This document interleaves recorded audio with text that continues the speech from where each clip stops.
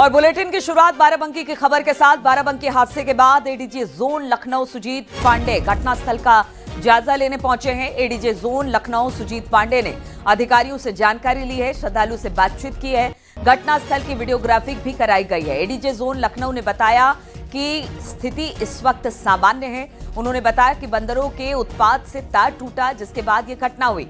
हम आपको बता दें कि आज सुबह सुबह जो मंदिर है बाराबंकी का एक भोलेनाथ का, वहां पर भारी तादाद में लोग जुटे हुए थे। अचानक बिजली का तार गिरा और करंट लगने की सूचना के बाद वहां अफरा तफरी का माहौल हो गया, जिसके बाद भगदड़ मची। 2 लोगों की मौत की खबर मिली, 18 लोग घायल बताए गए। उसी के मामले में अब एडीजे जोन पहुंचे हैं घटनास्थल पर। वहां पर जो श्रद्धालु थे उनसे बातचीत की है। जो एडीजे जोन लखनऊ सुजीत पांडे हैं, उन्होंने अधिकारियों से पूरी घटना की जानकारी ली, श्रद्धालुओं से बातचीत की, वीडियोग्राफी भी की गई थी घटनास्थल की, उसे भी देखा। एडीजे जोन लखनऊ ने बताया कि इस वक्त स्थिति सामान्य है, बंदरों के उत्पात से तार टूटा, जिसके बाद ये घटना हुई है। हालांकि जो इस वक्त घायल हैं उनको अस्पताल में एडमिट करा दिया गया है, उनका इलाज इस वक्त चल रहा है। लेकिन आप देख पा रहे एडीजे जोन लखनऊ घटनास्थल पर पहुंचे हैं, अस्पताल भी गए, परिजनों का हालचाल जाना, मरीजों का हालचाल जाना। आज सुबह मतलब कल 2:30 बजे रात की घटना बताई जा रही है, जब ये अफरा तफरी का माहौल वहां पर बना, भगदड़ की स्थिति बनी और 2 लोगों की जान चली गई। बताया जा रहा है कि मंदिर में ज्यादा भीड़ थी, इसी दौरान बंदरों के उत्पात की वजह से बिजली का तार टूटा और फिर ये भगदड़ मची, जिसमें 2 लोगों की जान चली गई। सबसे पहली बात है कि नॉर्मल सी है अभी, और श्रद्धालु जैसे पहले दर्शन कर रहे थे वैसे लाइन में व्यवस्थित रूप से कर रहे हैं। ये एक एक्सीडेंट था, ऊपर तार है और बंदर के कूदने से वो टूट गया था, बट बहुत प्रॉम्प्ट एक्शन हुआ और डीएम एसपी और सभी लोग यहाँ पर आकर घायलों को भेजा गया। सभी बता दूं कि जितने भी गए हुए थे हॉस्पिटल में सभी डिस्चार्ज हो चुके हैं और सभी ठीक हैं बिल्कुल। यहाँ स्थिति सामान्य है, आप और हम देखते। बातचीत करने के लिए अनिरुद्ध शुक्ला फोन लाइन पर हमारे साथ जुड़ गए हैं। अनिरुद्ध, हमने देखा कि किस तरह से घटना घटी, हालांकि एडीजे जोन मौके पर पहुंचे, वहां पर मौका मुआयना किया है, लेकिन सबसे पहले बताइए कि जो घायल है उनकी स्थिति क्या है, मृतकों का आंकड़ा क्या है और अब स्थिति सामान्य है? देखिए, अभी तक की बात करी जाए तो जो घायल है उनका उपचार चल रहा है। कोई कैजुअलिटी नहीं पड़ी है, कैजुअलिटी जो 2 थी अब तक वही कैजुअलिटी है। सारे जो घायल है वो उनका ऑब्जर्वेशन चल रहा है, डॉक्टर्स की टीम है जो ये देख रेख कर रही है कि किसी प्रकार की कोई दिक्कत ना हो। हालांकि खबर चलने के बाद सूबे के मुख्यमंत्री ने भी ये संज्ञान लिया था और ये निर्देशित किया था तमाम अफसरों को जो जिम्मेदार थे कि वो जाकर के इस पूरी चीज को डीपली देखें और ये सुनिश्चित करें कि जो घायल है उनको किसी भी प्रकार की दिक्कत ना हो और दोबारा ऐसी अफरा तफरी या कोई भी तरीके की कोई समस्या वहां आने वाले दर्शनार्थी को ना हो। हालांकि उसके बाद ही एडीजी जोन जो सुजीत पांडे है वो पहुंचे थे, उन्होंने भी ये वहां का मुआयना किया, ये चीजें देखी कि किस तरीके से और बेहतर वहां चीजें करी जा सकती हैं, क्या कुछ खामियां रही, कैसे क्या चीजें रही, उसको ग्राउंड जीरो पे जाकर के उन्होंने खुद देखा और उसके बाद जो जिम्मेदार अफसर थे पुलिस के उनको निर्देशित किया, ये भी चेक किया कि आने वाले दिनों में अभी कुछ और सावन के सोमवार बचे हैं, फिर इसी प्रकार की भीड़ आएगी, तो आने वाले दिनों में भी कोई समस्या ना हो और जो मौके पे जो आज स्थिति है वो सामान्य बनी रहे। हालांकि मौजूदा स्थिति में बात करी जाए तो अब स्थिति सामान्य है, दर्शनार्थी अब फिर से पुनः दर्शन कर रहे हैं। 3 सॉल लगा दी गई हैं ताकि किसी भी और कोई मिस हैपनिंग ना हो और कोई समस्या ना हो और वो टीम के अंदर में जो सारे भक्त हैं वो अब दर्शन कर रहे हैं। जी ठीक है अनिरुद्ध, बहुत बहुत शुक्रिया आपका तमाम जानकारी हम तक पहुंचाने के लिए। तो स्थिति सामान्य है, एडीजे वहां पर पहुंचे हैं, तमाम चीजों की जानकारी उन्होंने ली है और आगे अब जिस तरह से एक बार फिर से दर्शन यहाँ पर शुरू हो गए, लेकिन अतिरिक्त पुलिस फोर्स की तैनाती की गई है और ये भी कहा गया है कि आगे आने वाले दिनों में और ज्यादा सुरक्षा व्यवस्था चाक चौबंद की जाए ताकि इस तरह की स्थिति ना बने। और सीएम योगी ने बाराबंकी हादसे का संज्ञान लिया है, मृतकों के परिजनों के प्रति संवेदना व्यक्त की है। मुख्यमंत्री ने घायलों के इलाज के लिए निर्देशित भी किए हैं। अधिकारियों को तत्काल मौके पर पहुंचकर राहत कार्य में तेजी लाने के निर्देश दिए हैं।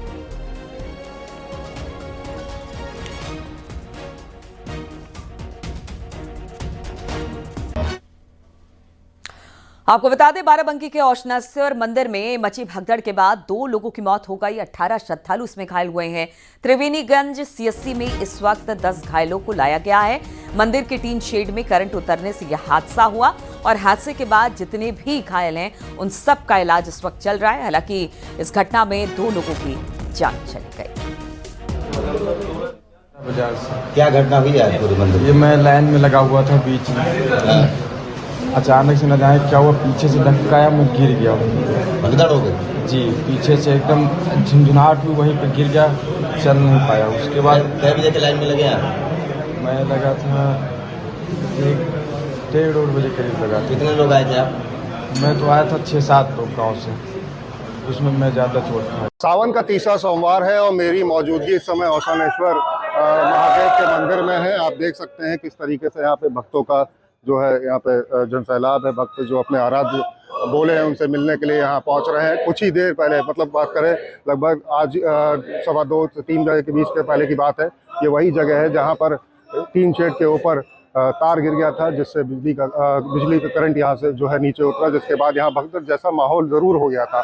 इसमें तकरीबन 2.5 दर्जन से ज़्यादा जो भक्त थे, जो श्रद्धालु थे, वो इसमें घायल हुए थे और 2 लोगों की अब तक जो है अगर बात करी जाए तो उनकी मौत हो गई है।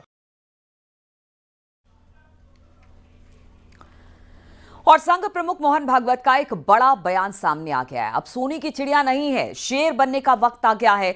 दुनिया ताकत की भाषा समझती है, भारत का अनुवाद नहीं करना चाहिए। हमें भारत को भारत ही कहना चाहिए। भारत की पहचान भारत होने में है। तो ये बड़ी बात मोहन भागवत ने कही है। उन्होंने कहा कि अब हम चिड़िया नहीं बल्कि शेर है। भारत एक प्रॉपर नाउन है, उसका ट्रांसलेशन नहीं करना चाहिए। यद्यपि इंडिया दैट इज भारत है, लेकिन भारत भारत है। और इसलिए हमारी बातचीत में, लिखने में, बोलने में, व्यक्तिगत हो या सार्वजनिक हो, हमको भारत को भारत ही कहना चाहिए।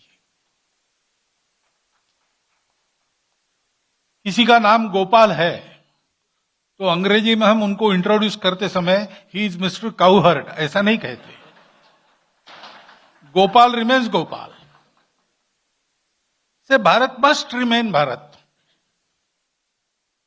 क्योंकि भारत भारत है तो भारत के आइडेंटिटी का सम्मान है। कई बातों में हमको रिफॉर्म करना पड़ेगा और रिफॉर्म हम सबको करना पड़ेगा। और आज की देशकाल परिस्थिति के सुसंगत भारतीय शिक्षा पद्धति यानी मुंडन करके चोटी रख के गुरुकुल में ही जाना ऐसा नहीं है, वो रूल आउट भी नहीं किया है। आज का समय क्या है, आज हमारे देश को दुनिया में कैसे रहना है, जैसे कहा सोने की चिड़िया, अब हमको चिड़िया नहीं रहना है, हमको शेर बनना है। आवश्यक है, क्योंकि दुनिया सत्य की बात नहीं समझती, शक्ति की बात समझती है। और इस वक्त सीधे रुख करेंगे मुख्यमंत्री के जनता दर्शन कार्यक्रम, जो कि लखनऊ में इस वक्त हो रहा है, जहां पर मुख्यमंत्री लोगों से उनकी समस्याओं के बारे में जानकारी ले रहे हैं। देखिए, एक छोटे से बच्चे को चॉकलेट देते हुए मुख्यमंत्री, हालांकि बच्चा थोड़ा सा संकोच कर रहा है, लेकिन बच्चे को चॉकलेट देते हुए मुख्यमंत्री दिखाई दे रहे हैं। यहाँ पर तमाम समस्याओं के साथ जनता दर्शन कार्यक्रम में जब भी मुख्यमंत्री चाहे लखनऊ में हो या गोरखपुर में हो, इस तरह का कार्यक्रम आयोजित किया जाता है, जहाँ पर भारी तादाद में लोग अपनी अपनी समस्याओं को लेकर अपने साथ एप्लीकेशन लेकर आते हैं और मुख्यमंत्री उन सबको देखते हैं, उनका संज्ञान लेते हैं, अधिकारियों को निर्देशित करते हैं, ये देखिए इनकी समस्या का जल्द से जल्द निपटारा हो जाए।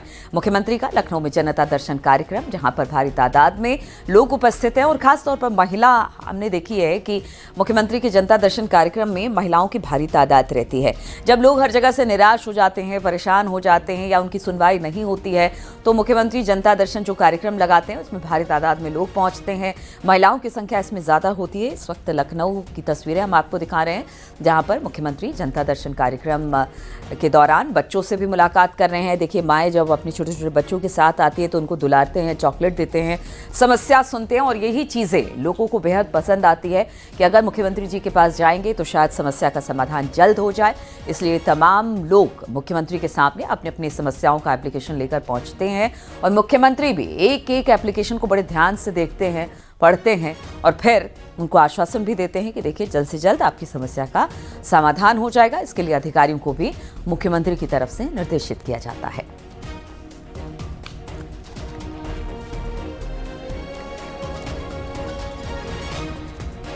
तो आज लखनऊ में मुख्यमंत्री और यहां पर जनता दर्शन कार्यक्रम में शामिल होते हुए लोगों की समस्याएं सुनते हुए और एक एक कर एप्लीकेशन लेकर अधिकारियों को देते हुए कि देखिए जल्द से जल्द इनकी समस्या का समाधान हो जाए। मुख्यमंत्री का जनता दर्शन कार्यक्रम, लोग भी यहाँ पर आते हैं, उनको पता है कि अगर मुख्यमंत्री के पास जाएंगे तो समस्या का समाधान जल्द हो जाएगा।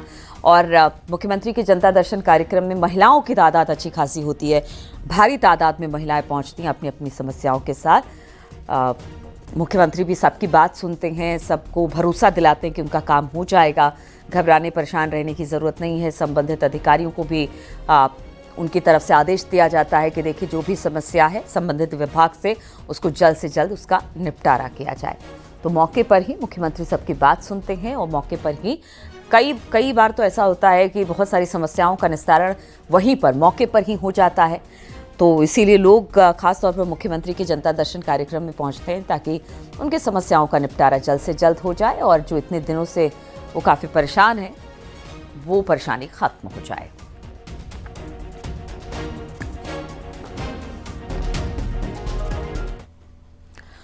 संसद के मॉनसून सत्र में आज लोकसभा में ऑपरेशन सिंदूर पर 16 घंटे लंबी चर्चा की शुरुआत होगी और इस चर्चा की अगुवाई रक्षा मंत्री राजनाथ सिंह दोपहर 12 बजे करेंगे। इसके बाद मंगलवार से राज्यसभा में भी ऑपरेशन सिंदूर के मुद्दे पर 16 घंटे यानी दोनों जगह पर राज्यसभा और लोकसभा दोनों जगह पर 16 घंटे की एक लंबी चर्चा ऑपरेशन सिंदूर को लेकर होगी। दोपहर 12 बजे इसकी अध्यक्षता करेंगे रक्षा मंत्री राजनाथ सिंह और इसके बाद मंगलवार से राज्यसभा में भी ऑपरेशन सिंदूर के मुद्दे पर 16 घंटे बहस होगी। प्रधानमंत्री नरेंद्र मोदी के भी चर्चा में शामिल होने की संभावना है। संसद में इस महत्वपूर्ण विषय पर सरकार ने पूरी तैयारी कर ली है। इससे पहले रक्षा मंत्री राजनाथ सिंह ने इस चर्चा के लिए चीफ ऑफ डिफेंस स्टाफ यानी CDS general Anil Chauhan, defence secretary Rajesh Kumar Singh और तीनों सेना प्रमुखों के साथ कई बैठकें की हैं।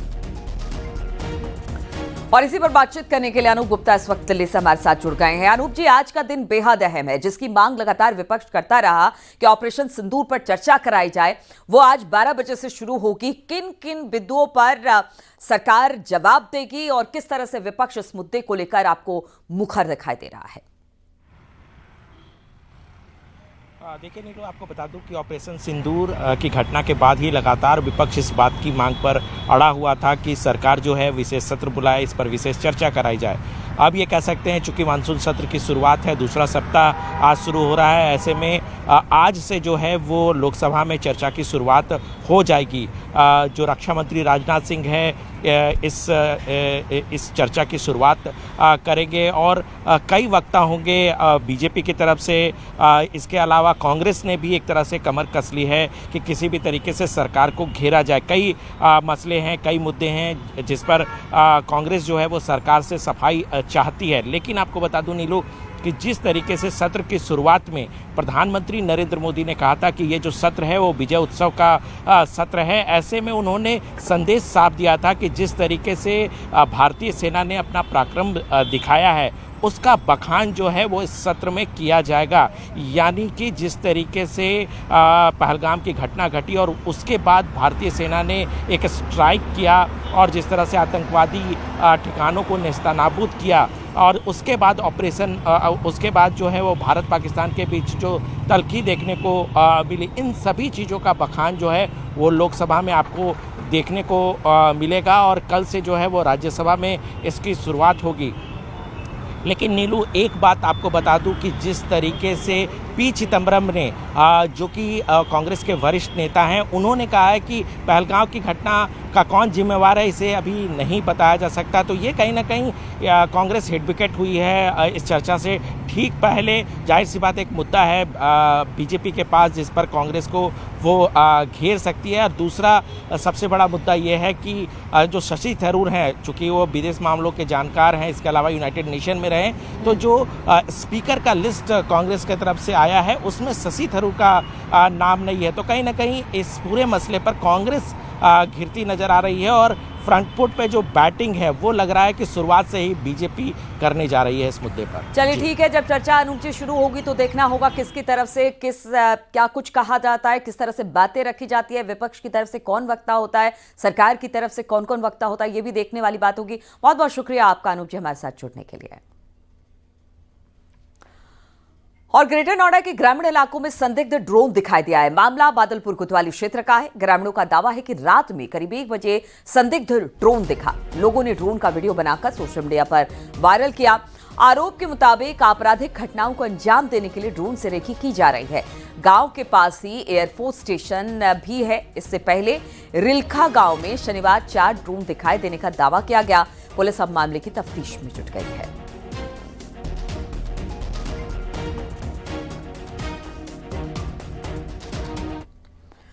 गाजियाबाद पुलिस ने सेक्स रैकेट का भंडाफोड़ किया है। पुलिस ने मौके से 3 लड़कों और 1 लड़की को पकड़ा।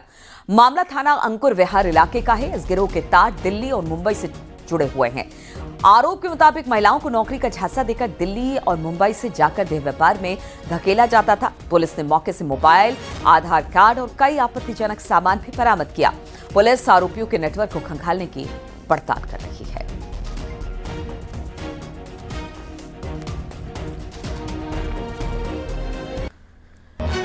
फिरोजाबाद पुलिस ने लुटेरी दुल्हन वाले गिरोह का पर्दाफाश कर दिया है। पुलिस ने गिरोह के 2 लड़कियों समेत 5 सदस्यों को गिरफ्तार किया। गिरोह में शामिल महिला दुल्हन बनती थी। शादी के बाद गहने और कैश लूटकर फरार हो जाती थी। यह गिरोह कई राज्यों में सक्रिय था। फिरोजाबाद में भी एक परिवार को इस गिरोह ने अपना शिकार बनाया। मामला थाना लाइन पार के ओम नगर से जुड़ा हुआ है। बिहार के रहने वाली रंजना और पूनम से की कानपुर के एक मंदिर में 16 जुलाई को शादी हुई। दुल्हन ने ससुराल वालों को खाने में नशा देकर सुला दिया और इसके बाद घर में रखा कैश और जेवर लेकर फरार हो गए। मामले की पड़ताल करते हुए पुलिस ने इस गिरोह का भंडाफोड़ किया है।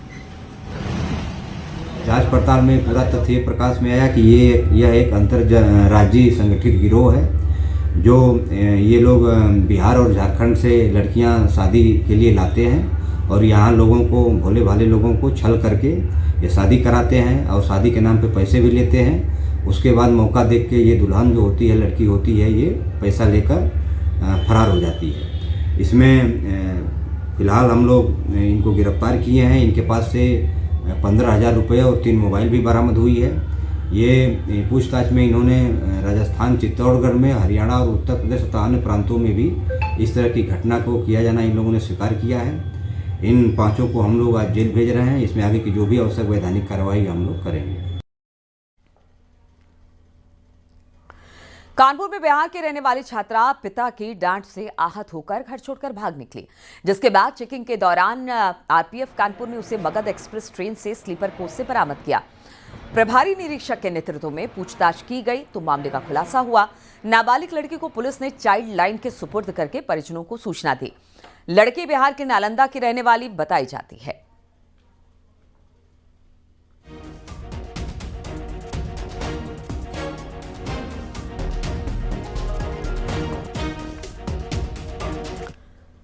अवैध धर्मांतरण केस में अब बड़ा खुलासा हुआ है। छांगुर ने नसरीन के खातों में कई लोगों को पैसे भेजे थे। कई सरकारी अधिकारी के परिजनों को ये पैसे भेजे गए थे। बलरामपुर में तैनात थे सरकारी कर्मचारी क्लर्क राजेश उपाध्याय की गिरफ्तारी के बाद ये तमाम खुलासे हुए हैं। राजेश के परिजनों के बैंक खातों की जांच में ये खुलासा हुआ। छांगू ने सीधे किसी अधिकारी के खाते में नहीं भेजा, बल्कि उनके लोगों के परिजनों के खाते में भेजा। 12 संदिग्ध बैंक खातों की पहचान कर ली गई है। बैंक खातों में 1 साल में लाखों रुपए भेजे गए। बैंक खाते जांच एजेंसियों ने फिलहाल तो फ्रीज कर दिया है।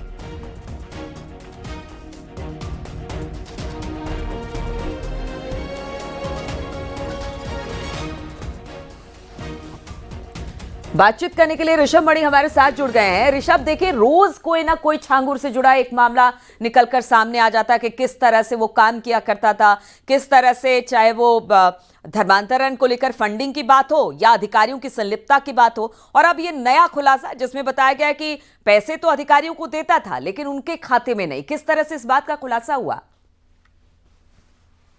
ईडी, ये दो एजेंसीज ऐसी हैं जो सरगर्मी के साथ इस मामले की जांच कर रहे हैं। एसटीएफ और एटीएस की ओर से भी लगातार इनपुट प्रोवाइड कराए जा रहे हैं। जो बलरामपुर कोर्ट में तैनात क्लर्क राजेश उपाध्याय को गिरफ्तार करके जेल भेजा जा चुका है। जब उसके और उसके परिवार के बैंक खातों की जांच की जा रही थी तो ये जानकारी सामने आई है कि छांगुर का सिंडिकेट बलरामपुर में तैनात तमाम सरकारी अधिकारियों और कर्मचारियों के बैंक खातों में, उनके पिता, पत्नी, यहाँ तक कि ससुराली जनों के बैंक खातों में रकम ट्रांसफर कर रहा था। ये सारी रकम नीतू उर्फ नसरीन के बैंक खातों से ट्रांसफर की गई थी। अब ये उम्मीद जताई जा रही है, ये आशंका भी जताई जा रही है कि छांगुर के गिरोह को संरक्षण देने, उनको प्रश्रय देने, उनके खिलाफ जो जांचें चल रही हैं उसकी रफ्तार को धीमी करने के लिए ये रकम दी गई है। और ये रकम बीते 1 साल में ही दी गई है। जब बिल्कुल, तो पीछे कई सालों में ये रकम दी गई, और देखिए एक अधिकारी नहीं तो उनके परिजनों को सही, लेकिन पैसे का लेन देन किस तरह से होता था, अब ये बड़ा खुलासा हुआ है। बहुत बहुत शुक्रिया आपका ऋषभ, जानकारी देने के लिए।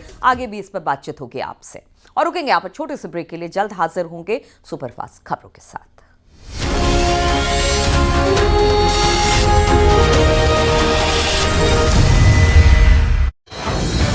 आप देख रहे हैं न्यूज़ 18 उत्तर प्रदेश उत्तराखंड।